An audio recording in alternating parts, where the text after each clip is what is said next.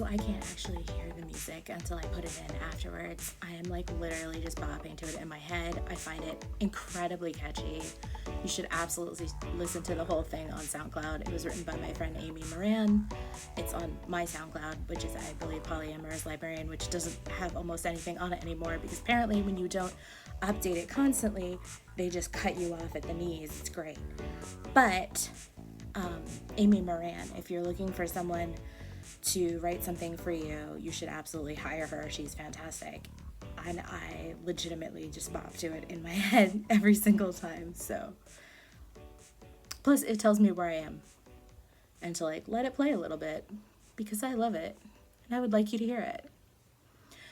So it is March 7th. I am actually doing this down to the wire because my roommate had a guest this weekend and I was pushing to finish a book before it got pulled on the 7th to release on the 8th, and I was a little slow with it, and we'll get into that in a second.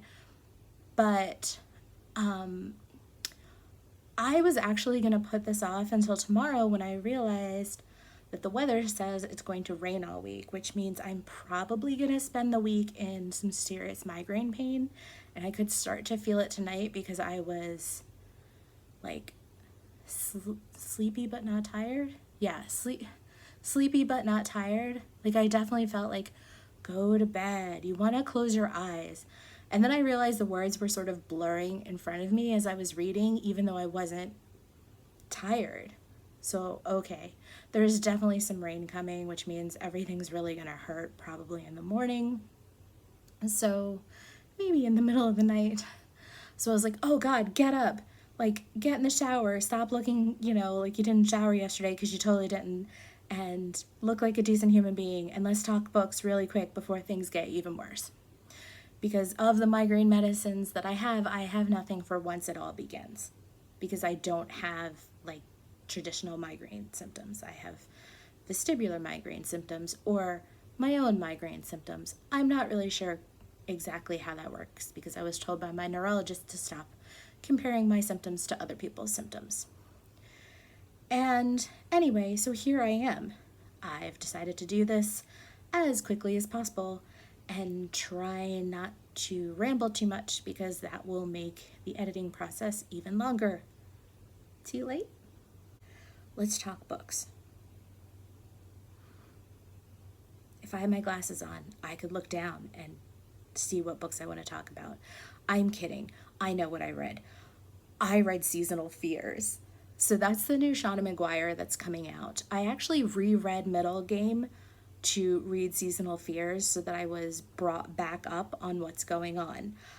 I highly recommend that if you don't remember Middle Game very well, to do this. And absolutely do not read Seasonal Fears all by itself.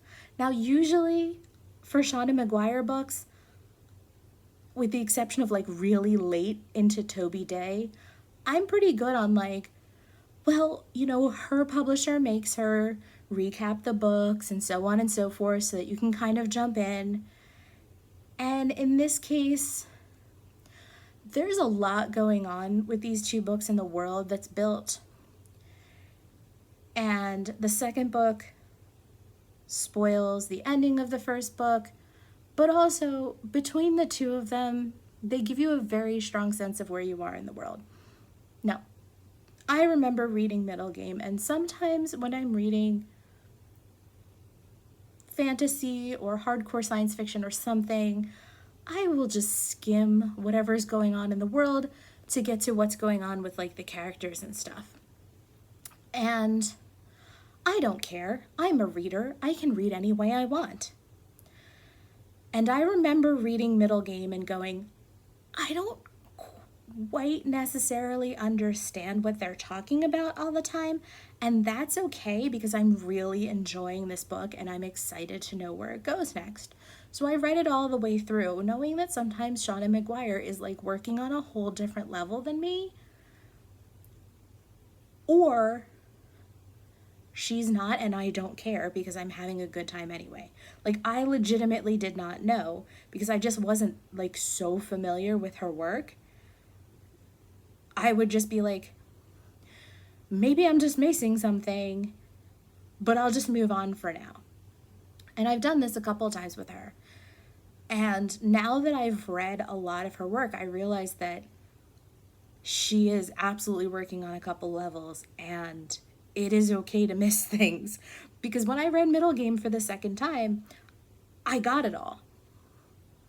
I got it all because I had a sense of familiarity with the world and where the story was going, and I could take a little bit more time to figure out, the little bits and pieces that make up the world, but the complexities of it. I had a little bit more, because I'm a fast reader, I like to read at the speed of how I talk.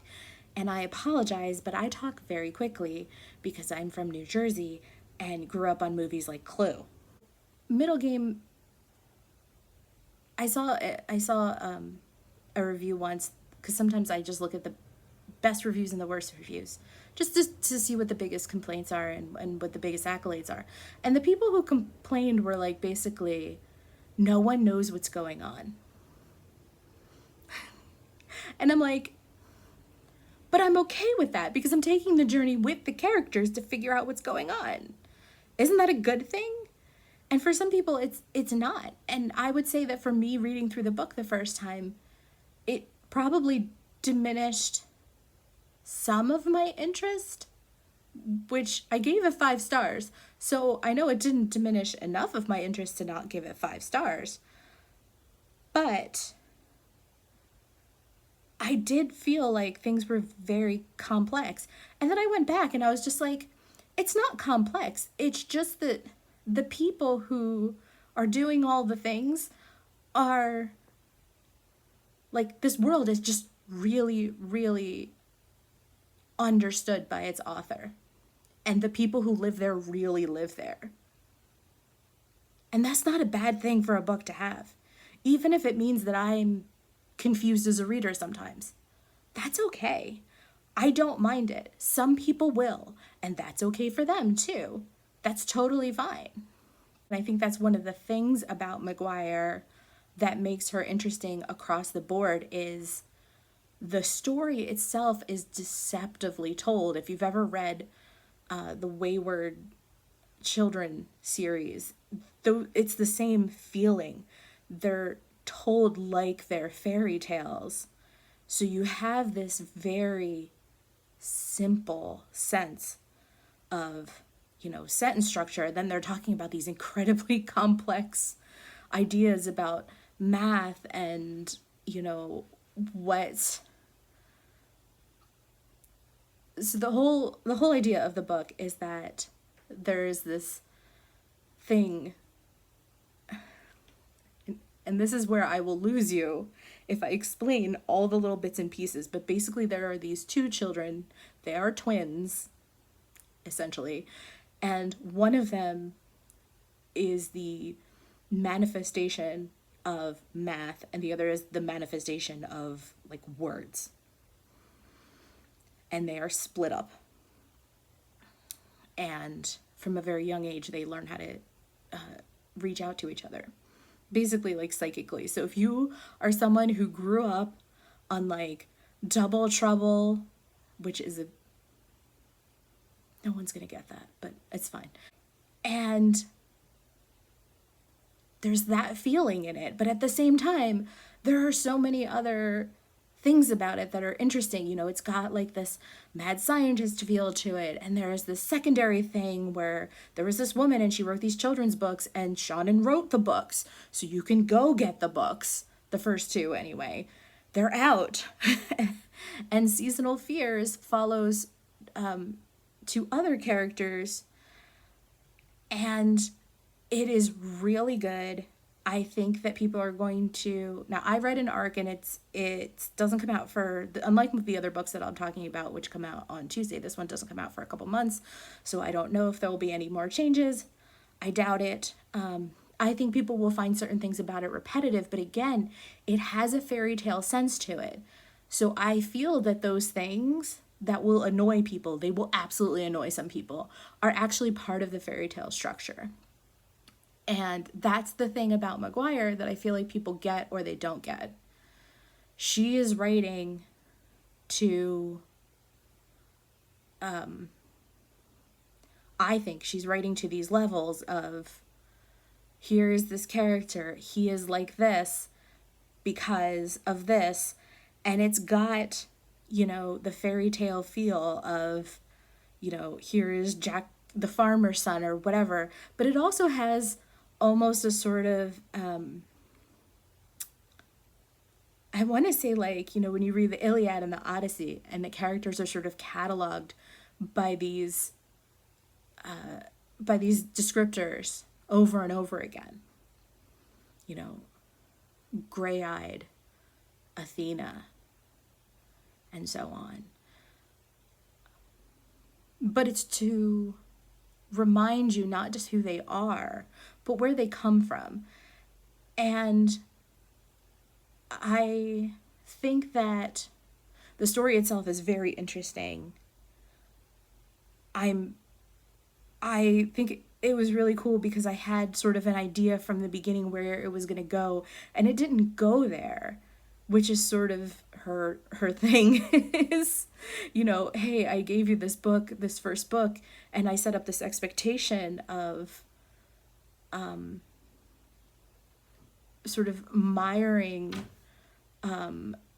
yourself in these people's lives, and for the second book I'm going to give you something completely different and create an expectation that that you're that you're going to feel a way about, but that's on you because you decided where the story was going to go. And that's one of the reasons why I've grown so interested in reading all of her things over the past. I've been reading her for a while, since Feed, but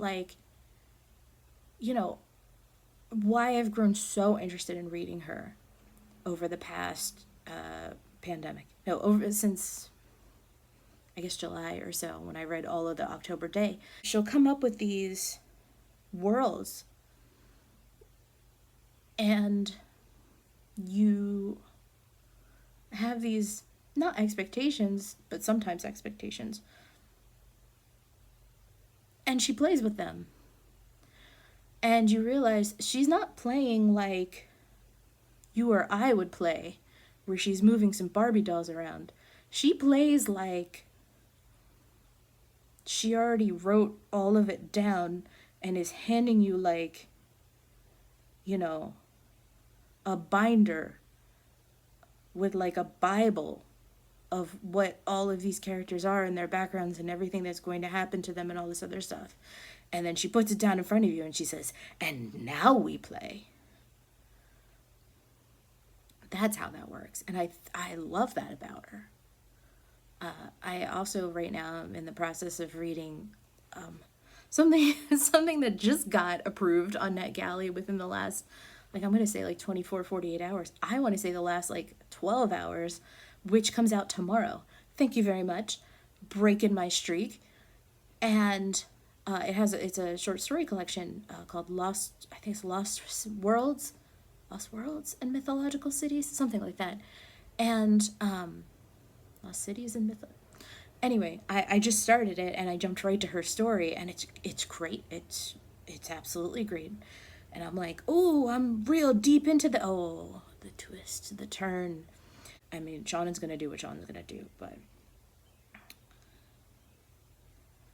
Seasonal Fears was really, really good. It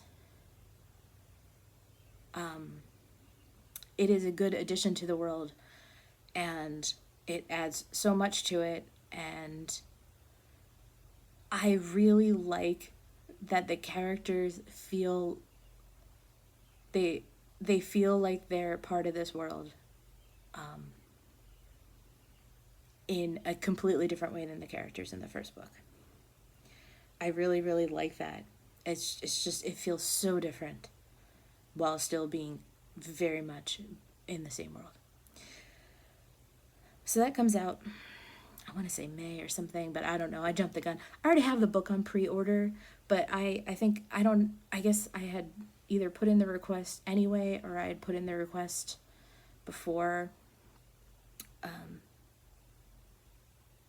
So I jumped my own line. Could not help it. I really wanted to read that book, and I'm glad that I did.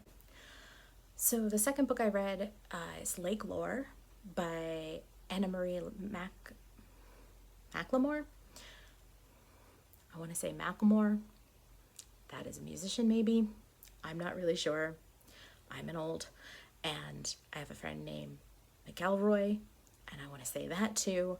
And I'm so bad with names sometimes, and it's only because I don't know the person. I am so good with names of people that I know. I don't know why I do this if I'm just going to mess up everybody's name. It really bugs the crap out of me. Anyway.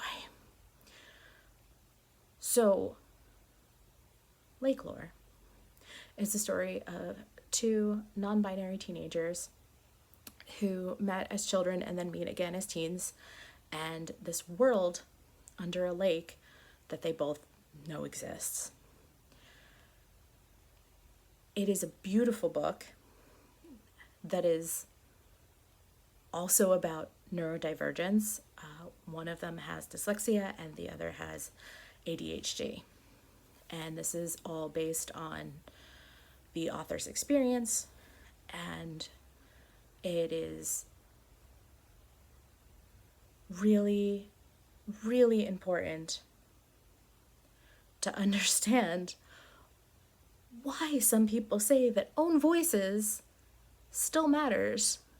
It does not matter when someone is trying to out someone else. It matters that when you read a book like this, where someone is writing about their own experiences, that it's just this really personal and like, it just feels much more personal and it feels much more real. And it is a relatively short read. It's magical realism, so I think that there's like so much going on with it, and at the same time it feels very, brief compared to all of these like 400 or 500 page books that are coming out. Like, I legitimately felt like I was done with it so much quicker than any other YA book that I'd read in a long time. And I really appreciated it. And I think that it's the kind of book that, without meaning to, sort of pushes back on this idea that all YA books are the same. And I think that the industry sort of pushes all YA books to be the same, so that it's really extra important that a book like this exists. I think that not every teen is the kind of kid who can read a 500, 600, 700 page book or whatever, or a series of 3 that each have 400 to 500 pages. This was a really beautiful book, and I hope a lot of kids read it. Like, a lot. I think they should.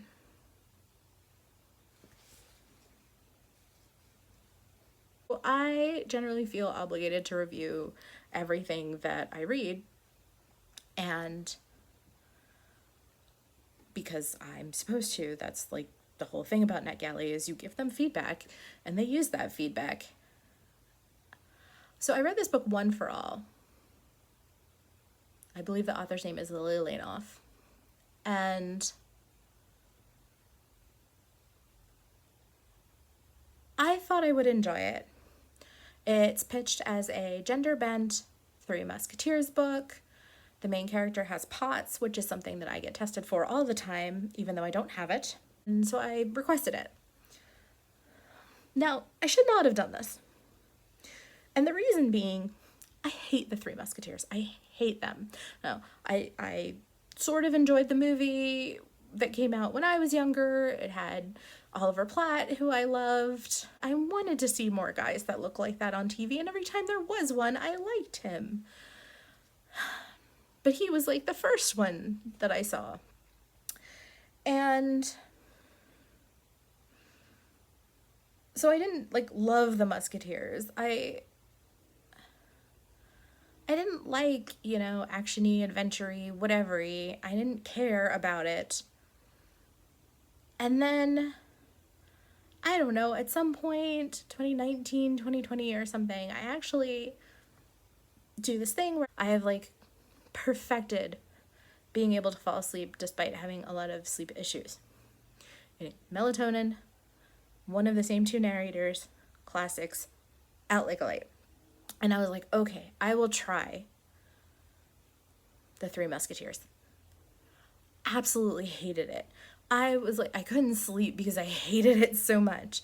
This is a novel where like this woman gets kidnapped and then these dudes fuck around and party for like 2 weeks.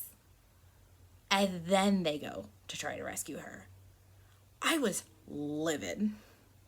Only good thing about that is that the villain is actually amazing and she deserves her own book. So I'm already working from like, I don't like them. And I start reading it and I'm like, this skews a lot younger than I expected to. Now, I don't know that it actually does in today's publishing, but I feel like if it had come out when I was a kid, despite the fact that these teenagers are meant to like flirt and get secrets out of adult men, that would have flown in like for 12-year-olds to read in the 80s. Nowadays we have this weird puritanical bent to, you know, what teenagers can and can't read in the publishing industry, and it's why we have YA and sort of. And so but there's something about it, you know. She's like, hey, I'm going to avenge my father, and there's just something very, there's something written, the way it's written is I don't know, the sentences are very simple, and her single-mindedness about her father and her just her small town views, you know, like her world is very small when it begins because she's been sick her whole life. She has POTS, and then she goes into the big city after her father's been killed, and she goes to the school, which turns out to be like sort of a secret musketeer for women sort of thing, and they learn how to fight, and which she already knew, and then they learn how to flirt to get information and all this other stuff, which is cool. But like, there's just something about it that makes me feel like I'm reading something that is about a teenager. When I was a kid, there was no real YA section, and so all books about teenagers were in the children's section. There was not really a distinction, and that's how this feels to me. Now, maybe if I had gotten more into the book, I got about 45% in before I quit out, and it's not because I wasn't like, it's not because I disliked it, but there are also like a lot of other things, which is like, they're all presumably speaking French because they're in France, but then there would be all these like French words that were in there, and I'm like, but you're speaking French. Now, it would be one thing to just call people mademoiselle or whatever, but in this case, they would like say a whole sentence and then translate it, which, fine. But again, that reads very a long time ago, like old school publishing to me, because the recent trend has been to not translate anything at all. And that's within the past couple of years. But the recent trend has been to not translate anything at all.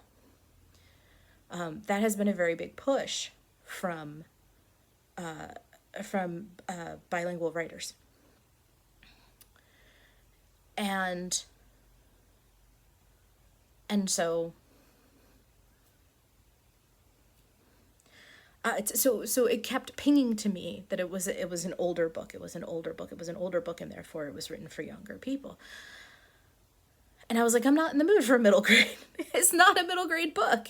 It's not published as a middle grade book, and yet I kept feeling like it was a middle grade book. Now, I'm not insulting the book.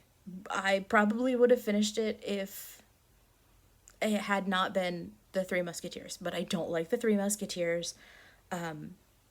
The thing I like about The Three Musketeers is the villain, And I did not see an equivalent. And if there was an equivalent, I guess there was probably. She's just so over the top. I guess at first she isn't, but she's so over the top, ridiculously evil, that that was the only thing keeping me in that book. And if it hadn't put me to sleep for most of the time, the audiobook, I wouldn't have done it. I wouldn't have continued to read that book either. So I would absolutely recommend this book to kids. I just wouldn't finish it for myself. And that's the thing, is like, I'm not sitting here going, oh, this was a terrible book. I don't understand why there's so many like French vocab words thrown in. Like, I mean, cool for me. I remember all those from like high school for some reason, but like, they're speaking French. They don't need to throw one French word into the middle of a sentence. That just confused me. The rest of it was just fine. I think if I had been a kid, I actually would have loved this book. I would have gotten really wrapped up in her single-minded dedication to figuring out how to avenge her father. I really would have. It's just that I'm like 40-something now, and I really hate the Three Musketeers. I just thought if you gender bented, I'd be into it. And it turns out, no, I just really hate the Three Musketeers. A lot. That's it. Okay, what else did I read? Because I read more. So the final book I just finished, like, I don't know, a couple hours ago, 2 hours ago, 3 hours ago, whatever, before my headache. The Kaiju Preservation Society by John Scalzi. So he's been talking about this one for a while, and everything he says is true. It is I think he calls it a pop song of a book. It is light, it is fluffy, it is quick, it is easy. There's nothing in it that will shock or surprise you. It's just fun reading. If you want something that has big old monsters in it, and you want a bunch of people bantering in exactly the same tone, this is your book. There is something to be said about trying to have this cast of people who are like from different places or whatever, and you know, like, they have these different names, they blatantly come from different cultures, but then they all kind of have the same voice and sense of humor. That bothers me. I do like that he has continued to create these main characters who do not have like race or gender put on them, so that you can just do that yourself. The audiobooks are usually read by two people so that you can choose which one. So in some ways that's cool, in other ways it's really hampering, because I would try to keep putting these like identities on the main character, and then something in the story would be I'd be like, wait, that doesn't work. Like, I would try to create these backstories that I wouldn't have done if I didn't know that this was something that Scalzi did in his books. So, I mean, I still love him. I think he's great. He did this thing the other day where for every transphobe that he blocked, he donated money. Which is exactly what you should do when you have a platform and the ability to do so financially. And so I'm, you know, he's a super great guy. His books are fun. Some books of his are, like, can really be a lot more emotional though, and this one is not that. That's it. That's all it is. This one's not that. I kind of wish it was a little bit more. I really wish that it were. But it would make a great movie. I guess, like, it felt like a novelization at times. I feel like I'm putting it down, and I had a really good time with it. I think I might be over the choose your own gender thing.